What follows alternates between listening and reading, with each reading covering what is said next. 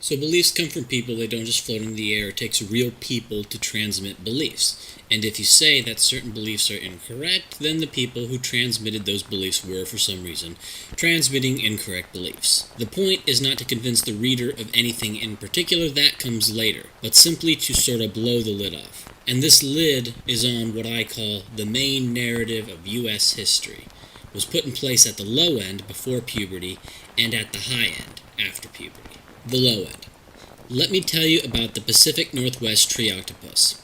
The Pacific Northwest tree octopus, Octopus paxarbolus, can be found in the temperate rainforests of the Olympic Peninsula on the west coast of North America. Their habitat lies on the eastern side of the Olympic mountain range adjacent to the Hood Canal. These solitary cephalopods reach an average size, measured from arm-tip to mantle-tip, of 30 to 33 centimeters. Unlike most other cephalopods, tree octopuses are amphibious, spending only their early life and the period of their mating season in their ancestral aquatic environment. Because of the moistness of the rainforests and specialized skin adaptations, they are able to keep from being desiccated for prolonged periods of time, but given the chance, they would prefer resting in pooled water. Now, this website was set up saying all of this and going into great detail about the Pacific Northwest tree octopus and shown to 7th graders in Connecticut, and all 25 of them in the class fell for it. And the age of 7th graders is, of course, 12 or 13. At age 3, about 69% of children believe in Santa Claus. At age 5, it's up to 83%. At age 7, 63%. Age 9, it's 33%. By age 12, it's still a whopping 5%, which is 1 in 20 people. So in a class of 30 kids, you will on average have 1 to 2 kids who still believe in Santa. But if 5% of 12-year-olds still believe in Santa, well, the others, the ones who don't, aren't exactly a million miles ahead of those who do. Which is to say, the 12-year-old population still has 1 foot in early childhood, the kind of mind that can believe in Santa. And those younger kids who don't believe in Santa, well, that's not necessarily a reflection of their ability to think critically. It may just be that their parents or siblings told them early that Santa isn't real. Knowing this, it's important to ask what is being taught to people when they still believe in or are still very close to the kind of mind that can believe in Santa Claus. At age 5, lessons on slavery in the United States begin. At age 8, lessons on racial segregation in the United States begin. At age 11, lessons on the Holocaust begin. And age 12 was the age of the students for the tree octopus experiment. So these things are being taught before the brain is properly developed. So after one is taught these things at ages well before the brain is fully developed, this certainly is going to influence how they interpret any issue that involves white people and non-whites. It's done at an age where they have zero context to put any of it in and zero ability to think critically. And there is a laser focus on blacks in the United States. And it is not compared to, say, blacks in Africa or whites in Russia, or how life was for the typical Chinaman or Indian. So these kids, not long ago toddlers, are being made to emotionally feel for the sufferings of one particular group, blacks, at the hands of whites. And in adulthood, you see white privilege and police brutality. They're taught about the desperate optimism of slaves at the time. But what about desperate optimism of white farmers who were probably less food secure than blacks at the time? Each of these individual narratives both establish and reinforce a meta-narrative of white people oppressing non-white people. I.e., you hear about racism in the boardroom, or that becomes just another form of white privilege / oppression. And to be white is to be the oppressor in this overarching story. So that's the low end. The high end. In any religion, you have the version of the religion for children and the version of the religion for adults. Now, if someone is raised Christian and given Christianity for children, the low end, but is never given the more complex and reasonable-sounding arguments for adulthood, the high end, they are likely to abandon Christianity. And Christianity, like all religions, is dependent on getting people as children and then reinforcing the beliefs later in life. Adult conversions do occur, but it's much easier to get the kids. But to maintain that belief into adulthood, you need something at the high end. The way people are persuaded about whites being oppressive and harmful to blacks during slavery in the U.S. during segregation is not based on any kind of data or statistics. If you think I'm making a bold claim here, just think back to your sessions about slavery. Do you remember a lot of tables and charts being used? Of course not.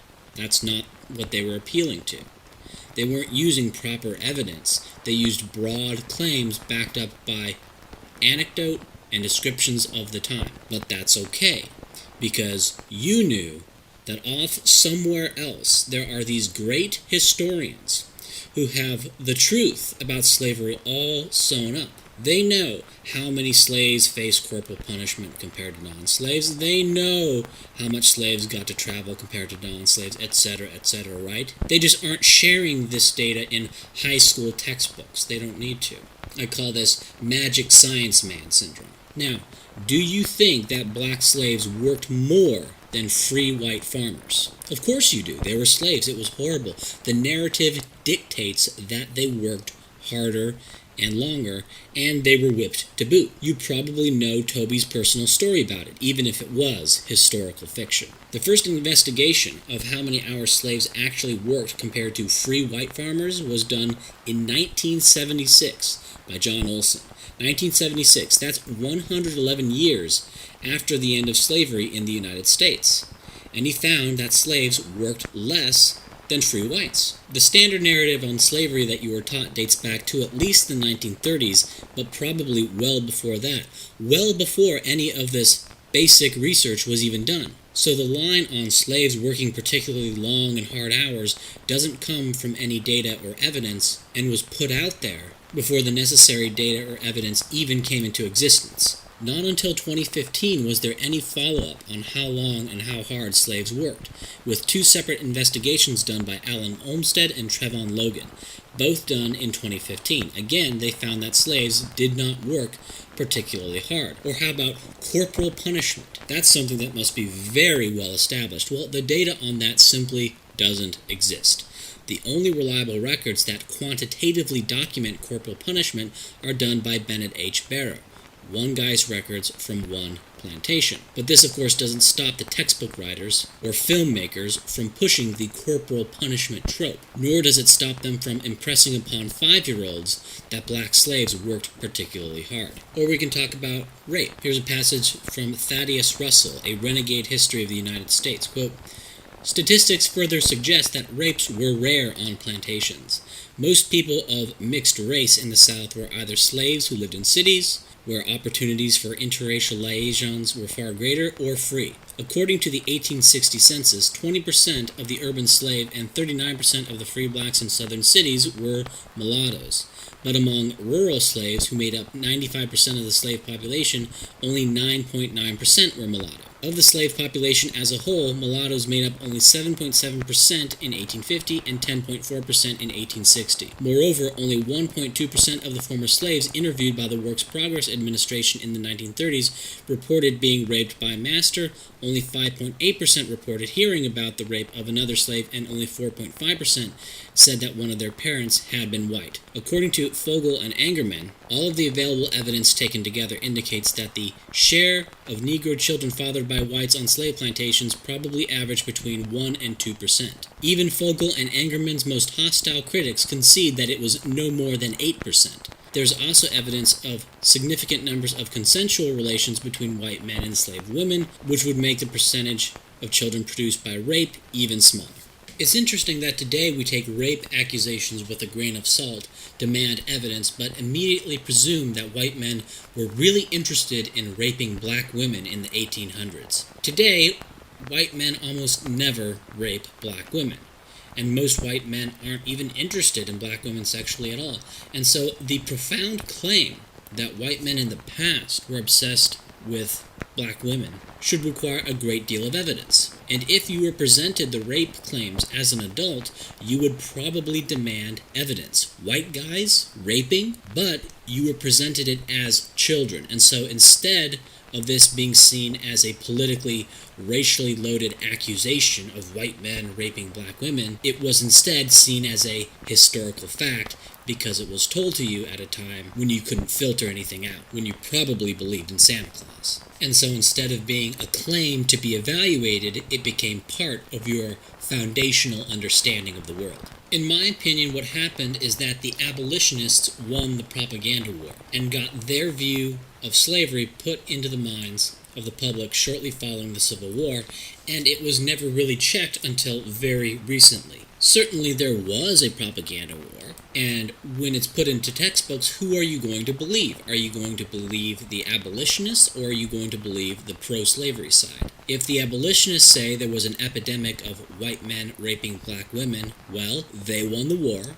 their ideas got put in the textbooks, and so that's what you're told happened at an age where you like to play with action figures. This is why the revisionist charge is so bizarre. First off, revision shouldn't be a bad word. History should constantly be revised. But second off, they act as if there is some great empirical edifice on slavery when in fact there is none. It's 3 studies, and they go against narratives set at age 5. There's no magic in those bricks. As grand, old, and expensive as the architecture of the university may be, and as formal as the titles and administration may be, the knowledge on a subject ultimately comes from suddenly normal people. Real people have limits they have to teach, they go on vacations, they like their free time, and they have bugaboos they seek to prove just like you. If you find this lack of investigation into what we think of as basic history shocking or hard to believe, well, why is it shocking? How many historians are there? And specifically, how many historians about slavery? And specifically there, how many actually do primary research of those who focus on slavery? 1,000? 10?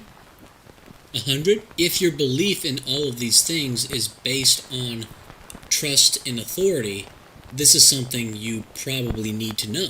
The number of people in the U.S. actually employed as historians is 3,500. The number of history teachers in colleges and junior colleges is around 23,650.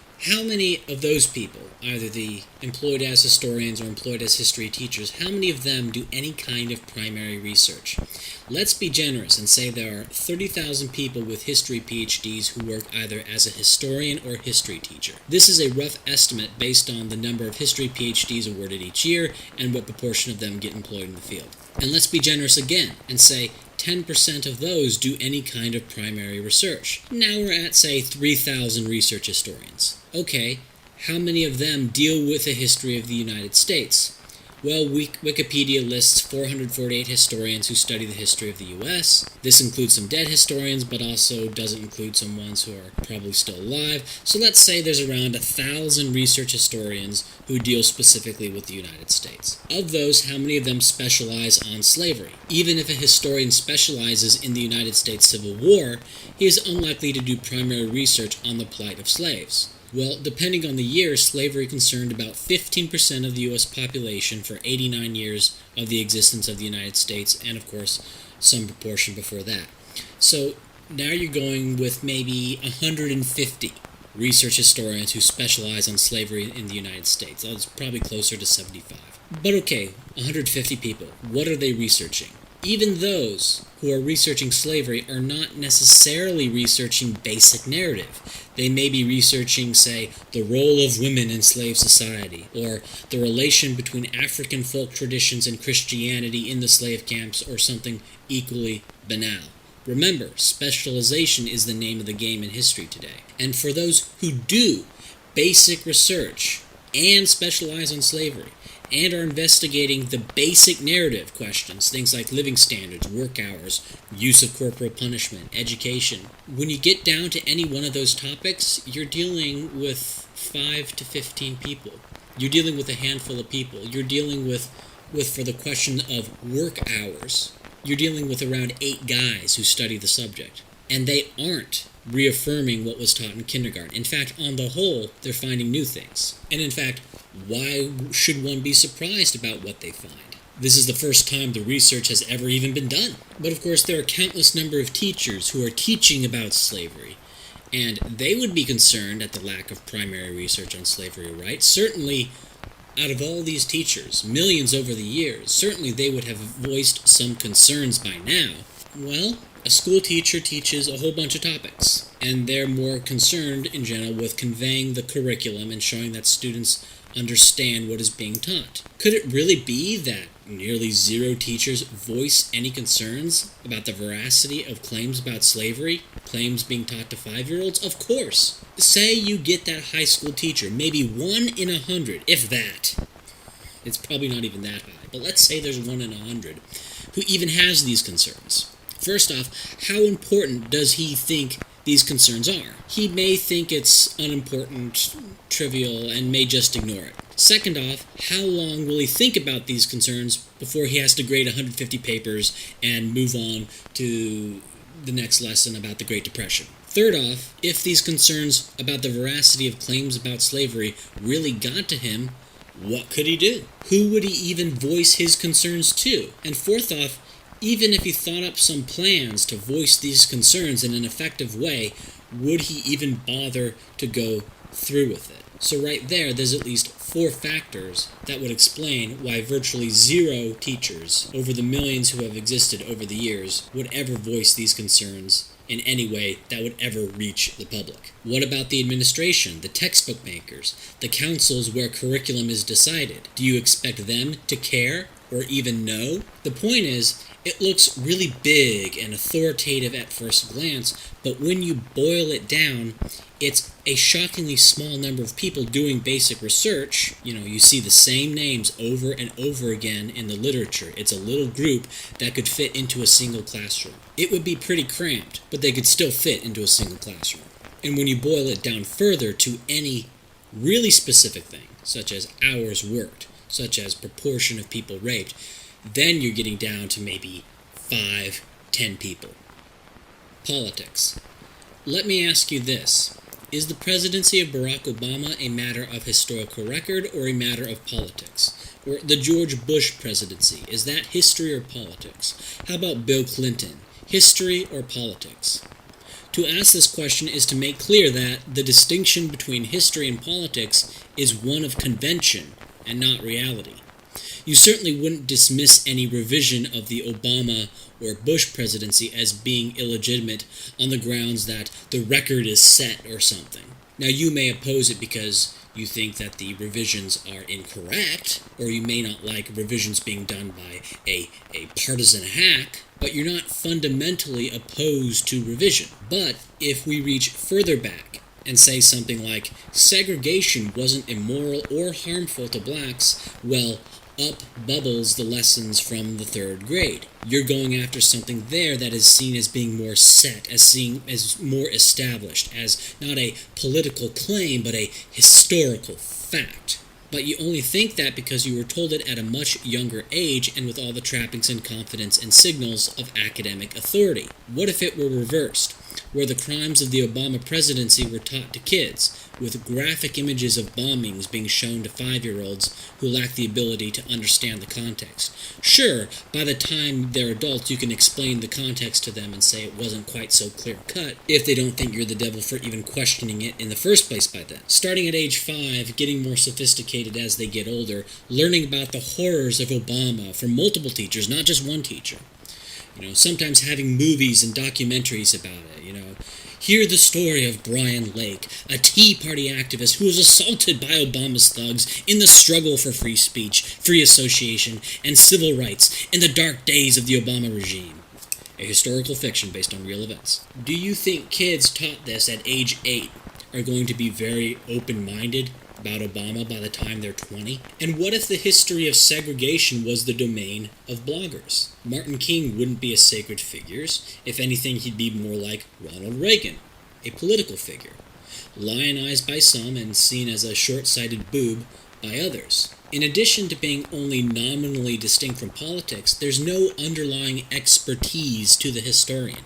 In physics, you have to learn a lot of things that are tested, proven, and undeniably true before you can go on to higher things. In history, so-called history, there is no foundation or underlying expertise. It's all just a whole bunch of facts weaved into stories. There's no real hard break between the historian and the non-historian. If you know half as much as a formal expert on U.S. fighter aircraft, well then you're halfway to knowing as much as the formal expert. Okay, it's not like chemistry or engineering where there's a whole integrated system. And if you don't know how the integrated system works in chemistry or some engineering field, then knowing a whole bunch of facts is meaningless because the layman has no way to make sense of any of these facts. If you know half of all the facts about engineering, you're not halfway to being a trained engineer because there's a whole fundamental underlying expertise that needs to be established before you can do anything. With history, that's not the case. If you know half, you're halfway there with history. It's just a series of facts that different people make sense of in different ways, like with politics. History is politics. The distinction is nominal. Views about history inform political views because views about history are political views.